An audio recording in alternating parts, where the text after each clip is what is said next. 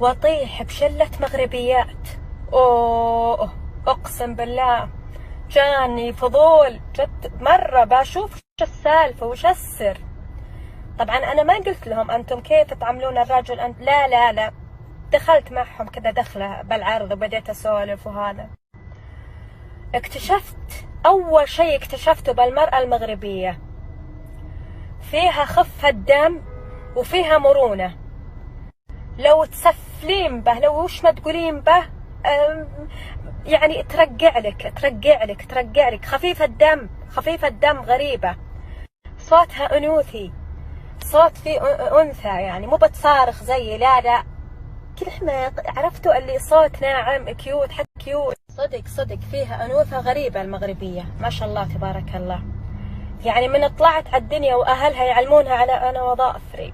لي موجه حكى عن المغربية أنا وظائفي متشذبة. يعني أهلها يعلمونها على الأنوثة والرقة مع التعامل مع الناس، رقيقة، إنسانة رقيقة. في أسرار غامضة حنا ما حنا مستوعبين يا النساء الخليجيات والعربيات تجاه المرأة المغربية.